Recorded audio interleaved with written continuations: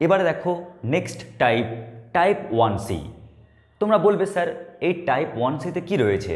দেখো, একটি বক্ররেখার সমীকরণ এবং একটি পয়েন্ট, তাহলে স্পর্শকের সমীকরণ কি হবে?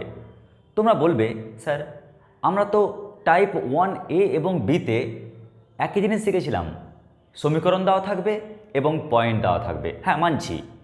আমরা টাইপ 1Aতে শিখেছিলাম যখন পয়েন্ট সাংখ্য মান হিসাবে দেবে তখন কি করে করব।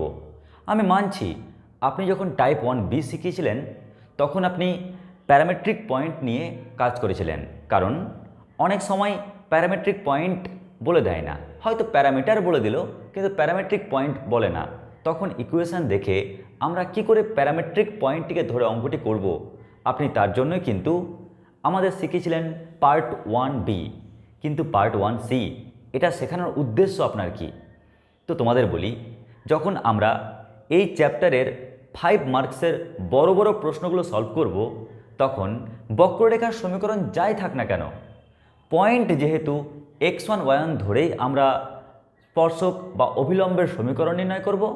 আর সেই কারণেই এখন থেকে তোমাদের ট্রেনিং দিচ্ছি যে আমরা x1 y1 পয়েন্ট থাকলে সেই পয়েন্টে কোনো একটি বক্ররেখার স্পর্শকের সমীকরণ কিভাবে বের করব। তোমরা বলতে পারো স্যার তাহলে কি এই টেকনিকটি কি অন্যান্য টেকনিকের থেকে আলাদা? না, মোটেই না। যখন আমি এই টপিকের লাস্টের 2-3 লাইন সলভ করব তখন তোমাদের মাথায় কি এমন প্ল্যানিং নিয়ে আসতে হবে যে আমরা সুইটেবল অ্যান্সার পাবো, তার জন্যই কিন্তু এই টপিকটিকে দেখানো।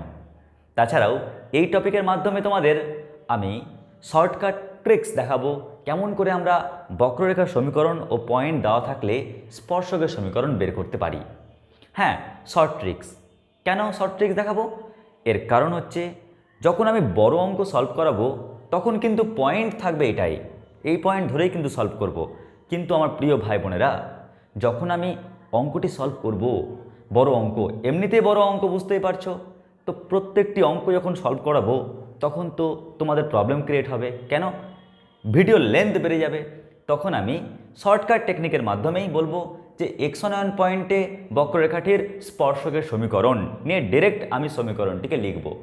কেন? কারণ এই টপিকেই আমি তোমাদের স্পর্শকের সমীকরণ বের করাটা শিখিয়ে দিচ্ছি। সেখানে কিন্তু আর বড় করে করব না, সেখানে রেজাল্ট লিখব। আশা করছি বুঝতে পেরেছ।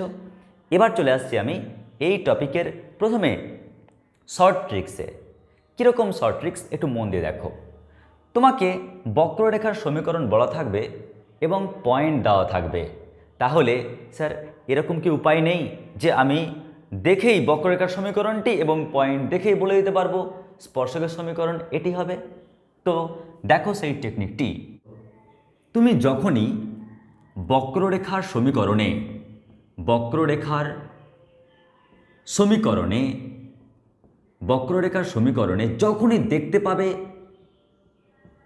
এক্স স্কোয়ার, তখনই কিন্তু তোমরা সেই এক্স স্কোয়ারের জায়গায় লিখবে x1 ইন্টু এক্স।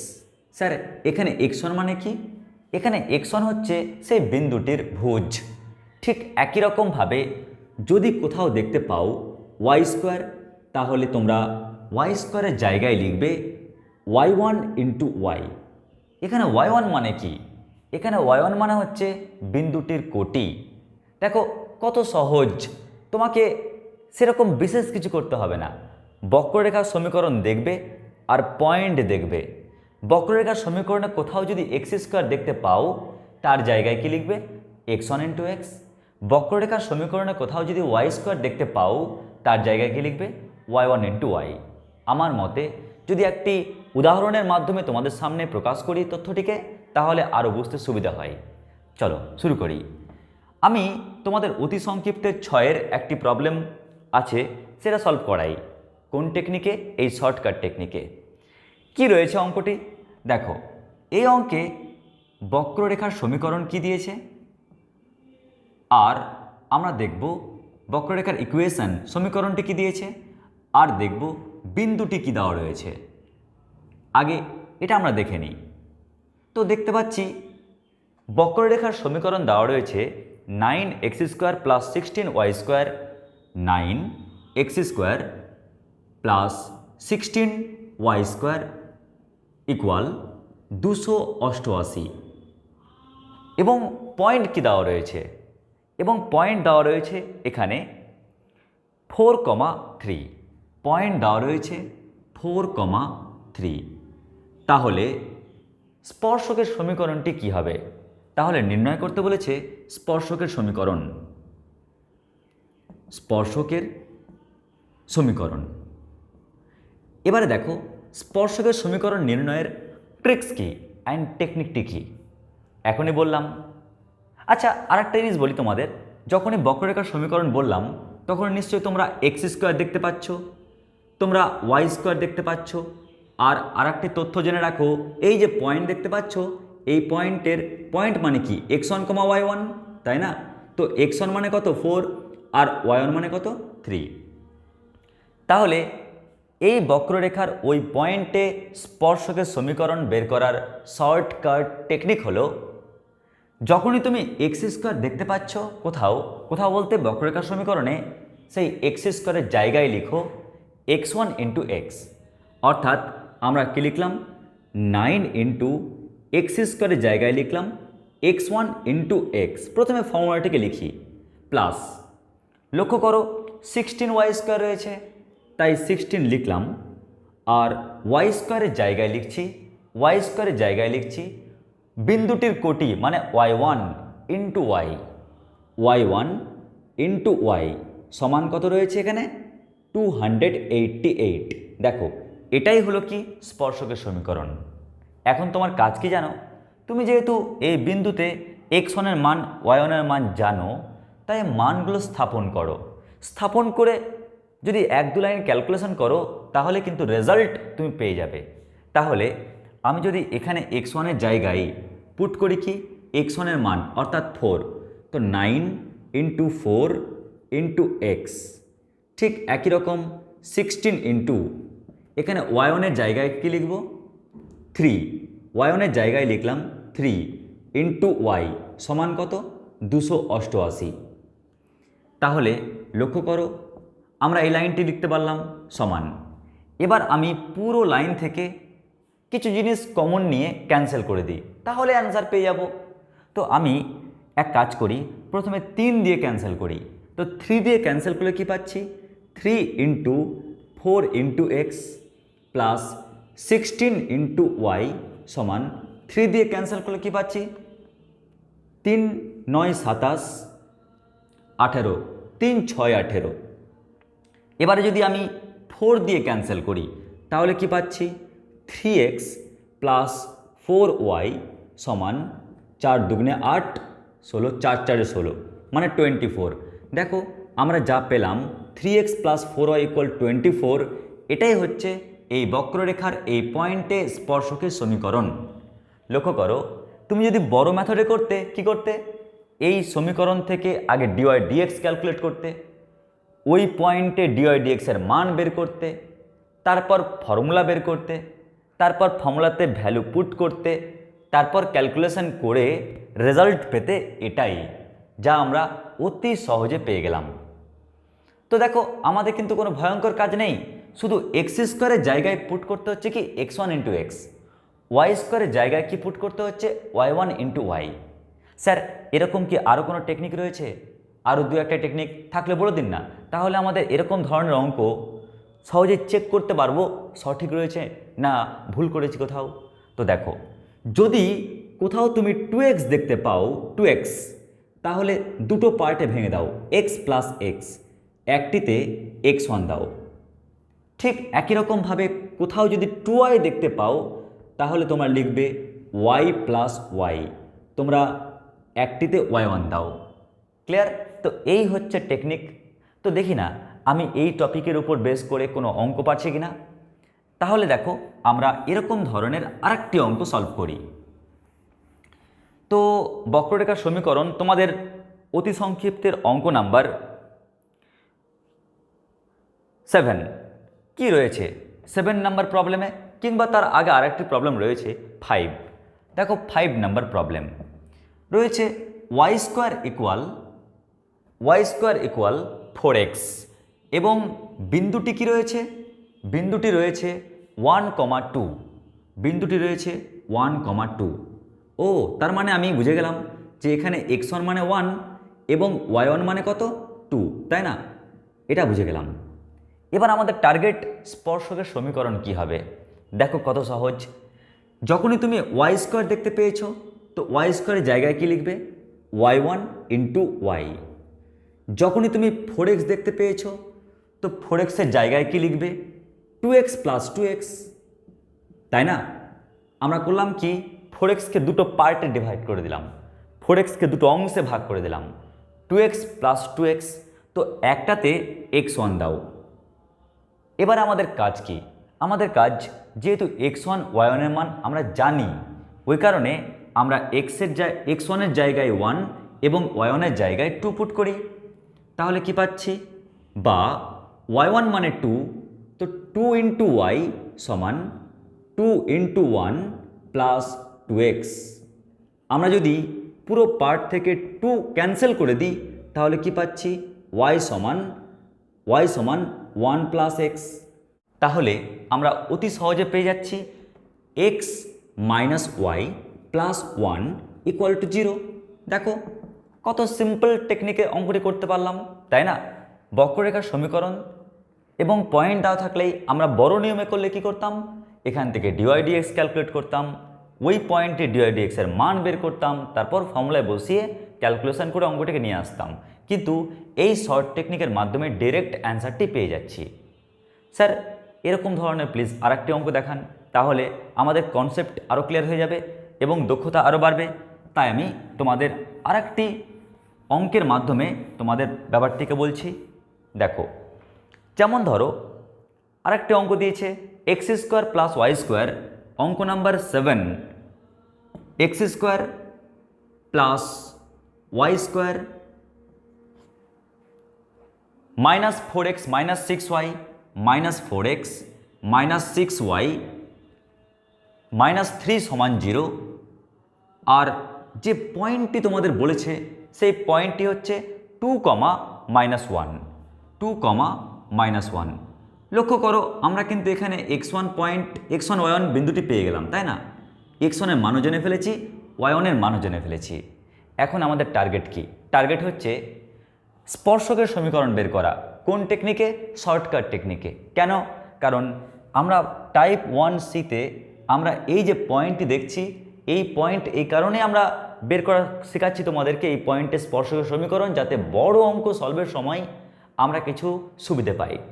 তো বড় অঙ্ক তো একটা দুটো নেই, একাধিক অঙ্ক রয়েছে। তো একাধিক অঙ্কের ক্ষেত্রে যদি আমি একই কাজ বারবার করি তাহলে একটা সময় সাপেক্ষ ব্যাপার। ওই কারণে আমরা যাতে টেকনিকের মাধ্যমে অন্ততপক্ষে অ্যান্সারটি কী তা ক্যালকুলেট করতে পারি, তার জন্যই কিন্তু আমাদের এই টপিকটি, অন্য কোনো কারণ নেই। তো লক্ষ্য করো এখানে বক্ররেখার সমীকরণ এটি রয়েছে আর পয়েন্ট এটা রয়েছে। তাহলে আমরা স্পর্শকের সমীকরণ কি পাবো? দেখো না, আমি এক্স স্কোয়ার দেখতে পেয়েছি, কিন্তু বক্ররেখার সমীকরণে এক্স স্কোয়ার দেখতে পেলেই আমরা তার জায়গায় কি লিখব? তার জায়গায় লিখব x1 ইন্টু এক্স। আমরা যদি কোথাও ওয়াই স্কোয়ার দেখতে পাই তাহলে তার জায়গায় কি লিখব? আমরা তার জায়গায় লিখব y1 ইন্টু ওয়াই। আমরা যদি কোথাও দেখতে পাই 4x তাহলে তার জায়গায় কি লিখব? আমরা 4x দেখতে পেলে তাকে দুটো অংশে ভাগ করে দাও, 2x প্লাস 2x। তার মানে আমি দুটো অংশে ভাগ করলাম 2x প্লাস 2x। আমরা একটাতে x1 দিলাম। ঠিক একই রকম আমরা যদি কোথাও 6y দেখতে পাই তাহলে আমরা দুটো পার্টে ভেঙে দিই, 3y প্লাস 3y। তাহলে আমরা কি লিখতে পারি? 3y plus 3y। একটাতে y1 যুক্ত করলাম, এবার কি রয়েছে লাস্টে? -3, তাই -3 লিখলাম ইকুয়াল 0। তো যা পেলাম এটাই হচ্ছে কি স্পর্শকের সমীকরণ। এখন তোমার ছোট্ট একটি কাজ রয়েছে কি, x1 এর জায়গায় x1 এর মান এবং y1 এর জায়গায় y1 এর মান পুট করা। তাহলে লক্ষ্য করো কি করে করি। বা এখানে x1 এর মান হচ্ছে 2, তাহলে 2 ইন্টু এক্স। y1 এর মান -1 প্লাস কত বলো তো?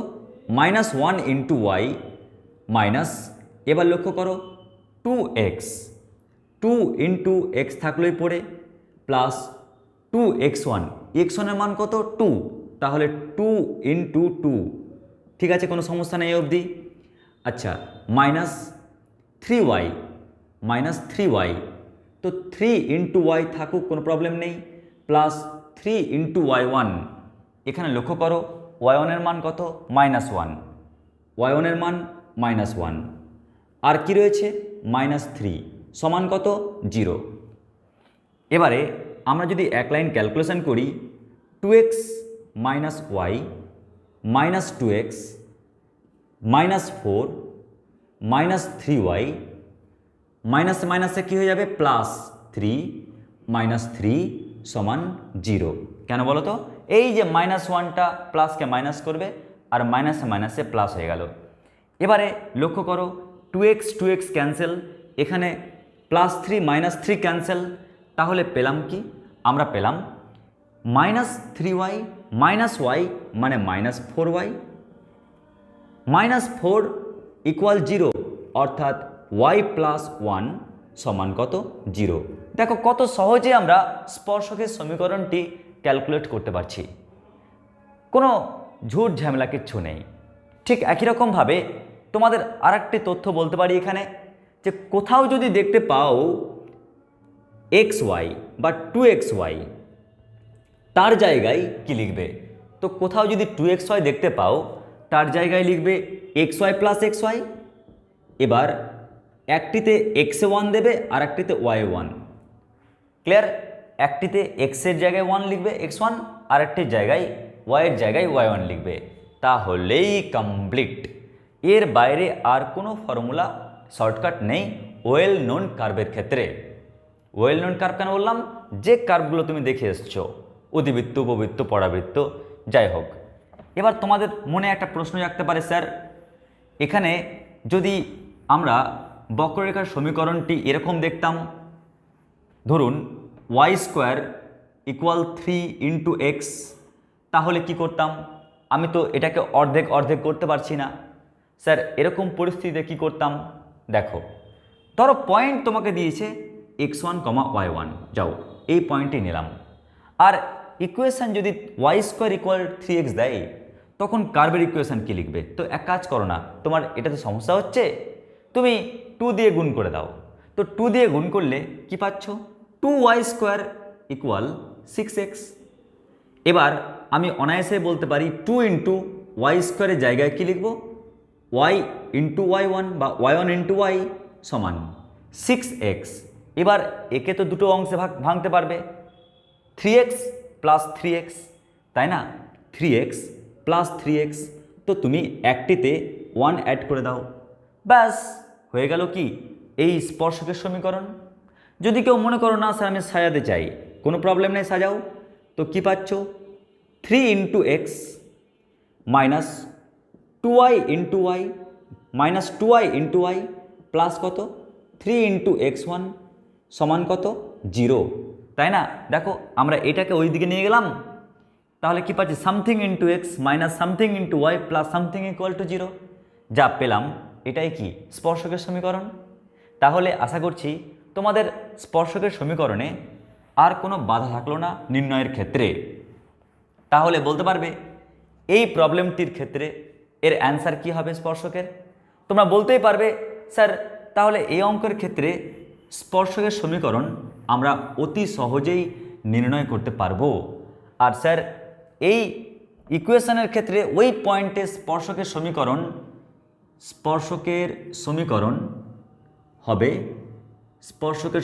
হবে x² জায়গায় কি লিখবে x ইন্টু x1 বা x1 ইন্টু এক্স বাই কত a² প্লাস y² জায়গায় কি লিখবে y1 into y y1 into y by b² সমান কত সমান 1 রয়েছে, তাই 1 লিখলাম। তো দেখো আমি কিন্তু পয়েন্ট আর কার্ভ দেখেই শর্টকাট টেকনিকের মাধ্যমেই ইকুয়েশান কীভাবে বলে দিতে পারলাম। তো এটাই হচ্ছে বিশেষত্ব। আমরা এই টেকনিক বললাম যে বড় অঙ্কের ক্ষেত্রে কাজে লাগাবো, তাছাড়াও যখন ভিন্ন ভিন্ন এন্ট্রান্স পরীক্ষায় আমাদের প্রয়োজন পড়বে তখন কিন্তু আমরা এই শর্টকাট টেকনিক অ্যাপ্লাই করতে পারবো। এবারে তোমাদের দেখাই যে আমরা ওখানে পৌঁছাবো কেমন করে বড় নিয়মের খাতিরে, কারণ আমাকে তো পরীক্ষার হলে ব্রড নিয়মের মাধ্যমেই পৌঁছাতে হবে। তো এখানে আমরা পৌঁছাবো কী করে, কী এর টেকনিক, কী এর ট্রিক্স। দেখো আগের যা টেকনিক বা ট্রিক্স অ্যাপ্লাই করেছিলাম এখানেও সেম টেকনিক বা ট্রিক্স অ্যাপ্লাই করব। কীরকম, যখনই আমরা কার্ভের ইকুয়েশন দেখতে পেয়েছি এর নিজস্ব ব্যক্তিগত কিছু কাজ রয়েছে। কী সে ব্যক্তিগত কাজ, এখান থেকে আমরা ডিওয়াই ডিএক্স ক্যালকুলেট করব, ডিওয়াই ডিএক্স নির্ণয় করব। কেমন করে, এক্স স্কোয়ারের ডেরিভেটিভ 2x আর বাই এ স্কোয়ার তো ছিলই থাক, প্লাস ওয়াই স্কোয়ারের ডেরিভেটিভ কী হবে 2y বাই বি স্কোয়ার থাকলো, কিন্তু ওয়াইয়ের ডেরিভেটিভ ডিওয়াই ডিএক্স। একই রকমভাবে কনস্ট্যান্টের ডেরিভেটিভ কী হবে 0। তাহলে এখান থেকে আমরা বলতেই পারি বা 2y by B square into dy dx সমান minus 2x by A square. তাহলে উভয় পক্ষ থেকে 2 ক্যান্সেল করলেই আমরা পেয়ে যাচ্ছি কি ডিওয়াই ডিএক্স সমান কত minus B square x by A square y. ব্যাস আমরা ডিওয়াই ডিএক্স পেয়ে গেলাম। এবার নেক্সট কি, নেক্সট এই বিন্দুতে, নেক্সট x1 y1 বিন্দুতে, তাহলে আমরা যখনই বিন্দু দেখতে পেয়েছি এর নিজস্ব কাজ কি, যখন বিন্দু দেখতে পেয়েছি তখন এর একটা নিজস্ব কাজ রয়েছে। সেই কাজ কি, ওই পয়েন্টে ডিওয়াই ডিএক্সের মান ক্যালকুলেট করা, অর্থাৎ ডিওয়াই ডিএক্স কোন পয়েন্টে x1 y1 পয়েন্টে, x1 y1 পয়েন্টে এর মান কি হবে, মানটা পুট করি এক্সের জায়গায় x1 এবং ওয়াইয়ের জায়গায় y1, অর্থাৎ minus B square x1 by A square y1। এবার লাস্ট কাজ কি, স্পর্শকের সমীকরণ। তোমরা জানো যে পয়েন্ট জানা থাকলে স্পর্শকের সমীকরণটি কি হয়, সূত্র কি y minus y1 by x minus x1 সমান ডিওয়াই ডিএক্স এর মান ওই পয়েন্টে। তাহলে ওই পয়েন্টে ডিওয়াই ডিএক্স এর মান কি পেয়েছি বলো তো, আমরা মান পেয়েছি minus B square x1 by A square into y1, তাই না, এই মানটি। তো একবার লিখি তোমাদের সুবিধার জন্য, আমরা কি বললাম ডিওয়াই ডিএক্স কোন পয়েন্টে x1, y1 পয়েন্টে।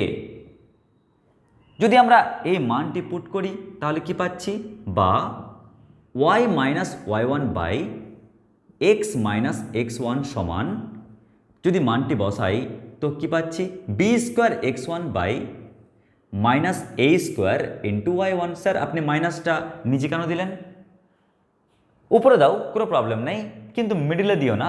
অনেকে কি হয় চোখ ধাঁধিয়ে যায় ক্যালকুলেশন করার সময়, যাতে চোখটি ধাঁধিয়ে না যায় ওই কারণেই আমি হয় নিচে কিংবা উপরে দিয়ে সূচিত করলাম।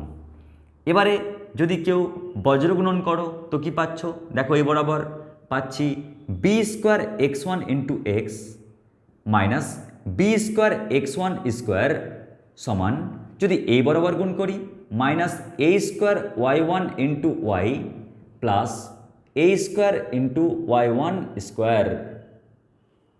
ওকে, তাহলে এই কাজটি করলাম। এবার আমাদের টার্গেট কি, আমাদের টার্গেট এক্সগুলোকে এবং ওয়াইগুলোকে একদিকে গুছিয়ে আনা। স্যার এই x1 কি এক্স, মোটেই না।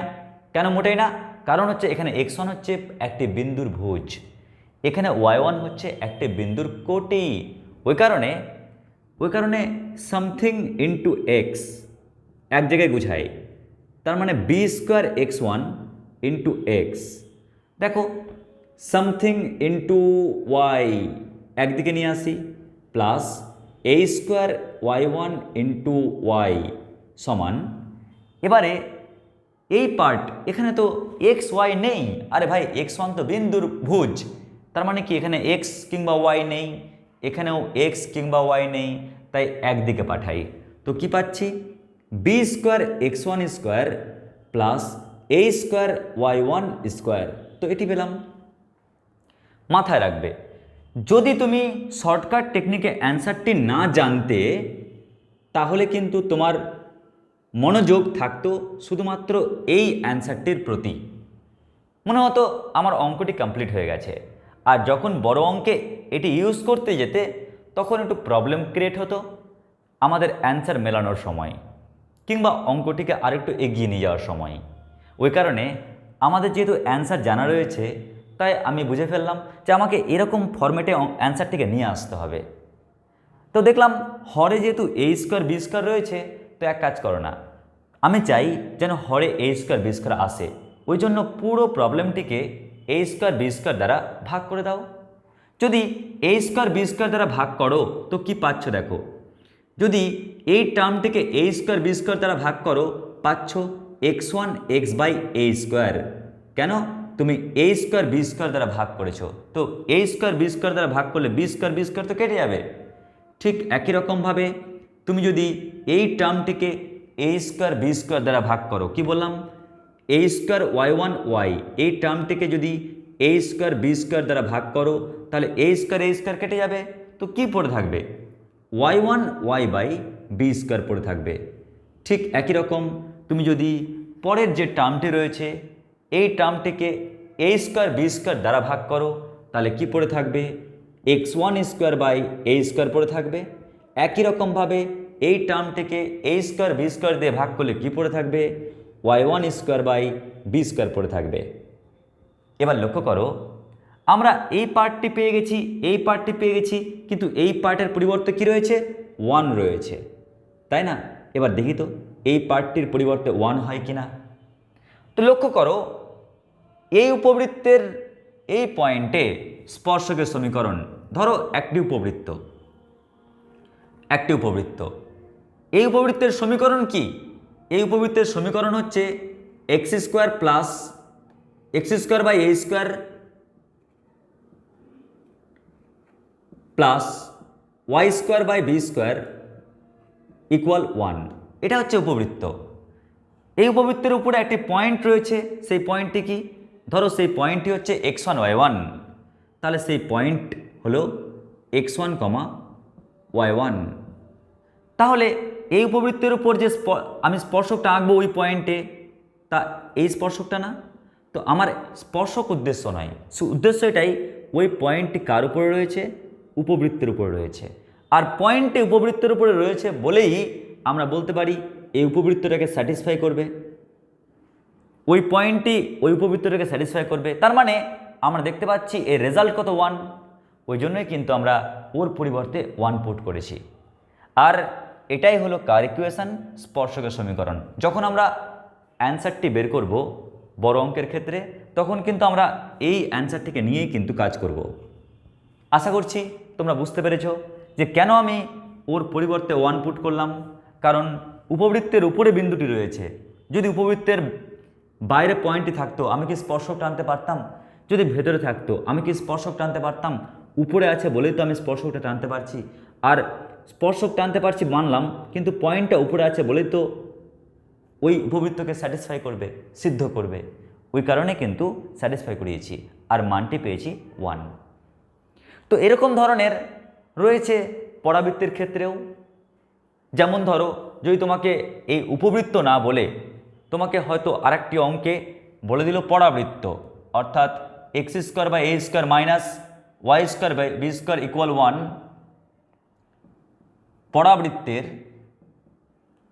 এই বিন্দুতে স্পর্শকের সমীকরণ নির্ণয় করো, তখন তুমি কি করতে? দেখো, একই টেকনিক ইউজ করতাম আমরা। কি টেকনিক ইউজ করতাম লক্ষ্য করো, প্রথমে আমরা ইকুয়েশন দেখতে পেয়েছি তো, আর পয়েন্ট দেখতে পেয়েছি, রেজাল্ট পেয়ে যাব। রেজাল্ট কী হবে, ওয়াই স্কোয়ারের জায়গায় বা এক্স স্কোয়ারের জায়গায় x1 into x by A square, y স্কোয়ারের জায়গায় কী লিখব, y1 into y by B square, মাঝখানে মাইনাস ছিল তাই মাইনাস দিলাম ইকুয়াল 1, অ্যান্সার পেয়ে গেলাম। কিন্তু আমরা ব্রড টেকনিকে কি করে পৌঁছাবো এখানে? আমাদের কাজ কি, ডেরিভেটিভ করা। যাও, আমি ডেরিভেটিভ করলাম, আর ডেরিভেটিভ করার পর আমরা যখন ডিওয়াই ডিএক্স ক্যালকুলেট করলাম তখন এটি পেলাম। যখন x1 পয়েন্টে ডিওয়াই ডিএক্স নির্ণয় করলাম তখন এটি পেলাম। যখন তুমি স্পর্শকের সমীকরণ নির্ণয় করছো তখন আমরা সমীকরণটি আগে লিখলাম ফর্মুলা, তারপর ভ্যালুগুলো পুট করলাম। যদি তুমি বজ্রগ্রহণ করো তাহলে কি পাচ্ছ, তাহলে পেলাম হচ্ছে এটি। তার মানে আমরা পেলাম এই অংশ, অর্থাৎ এই অংশ। আর তোমরা জানো যে এটা মানে 1 হয়, কেন?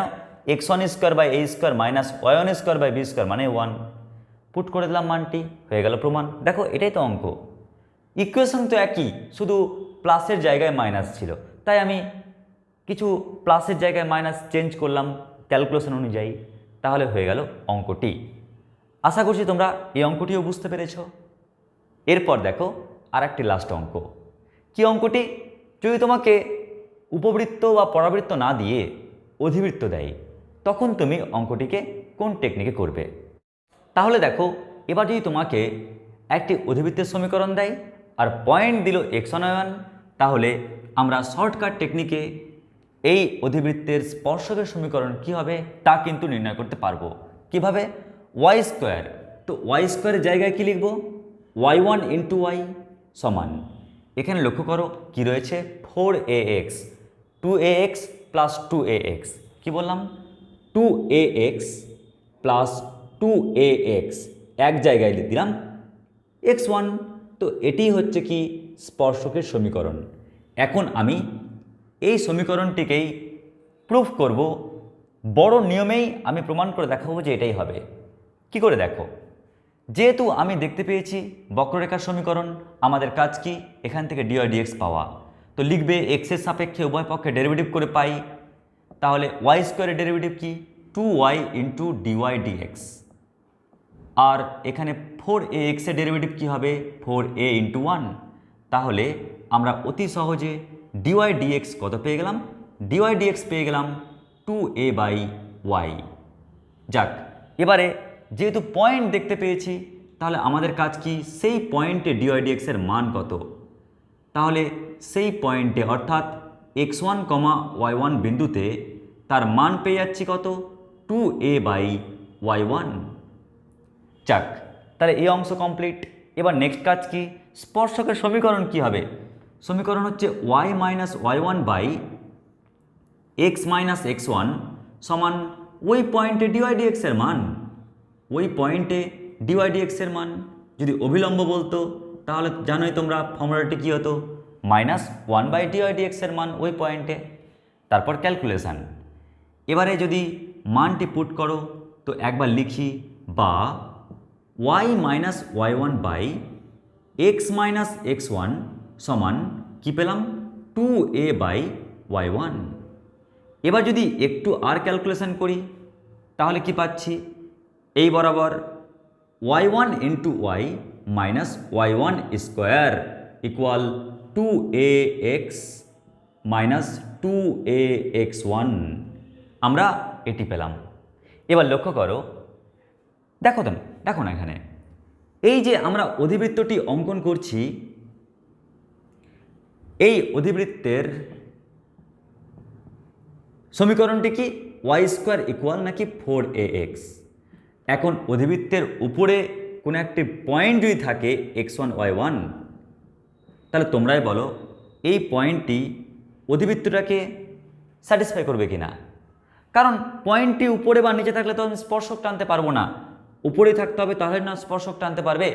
তাহলে পয়েন্টটি কিন্তু অধিবৃত্তের উপরে আছে, আর উপরে আছে বলেই ওই পয়েন্টে স্যাটিসফাই করবে। আর পাবো কি? y1² = 4ax1। তো তুমি যেখানে y1² দেখতে পাচ্ছ সেখানে কি লিখবে? 4ax1। কেন? কারণ প্রামাণ্য বিষয়ে দেখো কোথাও y1² নেই। তাই আমি করলাম কি? y1 × y - y1² জায়গায় লিখলাম 4ax1 সমান 2ax - 2ax1। যদি একটু ক্যালকুলেশন করো তাহলে y1y সমান 2ax + 2ax1 পেয়ে যাচ্ছ। মানে যে প্রমাণটি আমি চাইছিলাম সেই প্রমাণটি কিন্তু আমি করে ফেললাম। তো লক্ষ্য করো আমাদের এই যে প্রামাণ্য বিষয়টি জানার কতটা ফায়দা হলো। আমি প্রামাণ্য বিষয়টি জানতে পারলাম বলে আমরা প্রামাণ্য বিষয় দেখে টার্গেট মেরে হাঁটতেও পারলাম। তো এটাই হচ্ছে আমাদের এই টপিকটি। আবার বলছি, এই টপিকটি আমরা ব্যবহার করব বড় অঙ্কের ক্ষেত্রে, এবং যদি ভিন্ন ভিন্ন এন্ট্রান্স পরীক্ষা দেয় বা তোমাদের এই দ্বাদশ শ্রেণীতে যখন এমসিকিউর প্রশ্ন দেবে, যদি আমাদের এই টপিকের উপর কোনো প্রশ্ন দেয়, তাহলে আমরা সেই শর্টকাট টেকনিক ইউজ করতে পারবো। তবে এই শর্টকাট টেকনিক কিন্তু ব্রড অঙ্কে ইউজ করতে পারবো না, কেবলমাত্র এমসিকিউ এর ক্ষেত্রেই কিন্তু ইউজ করতে পারবো। আশা করছি বুঝতে পেরেছ। তাহলে আমাদের এই টপিকের মাধ্যমেই আমাদের টাইপ 1C শেষ হলো। এবার চলো পরবর্তী অংশ।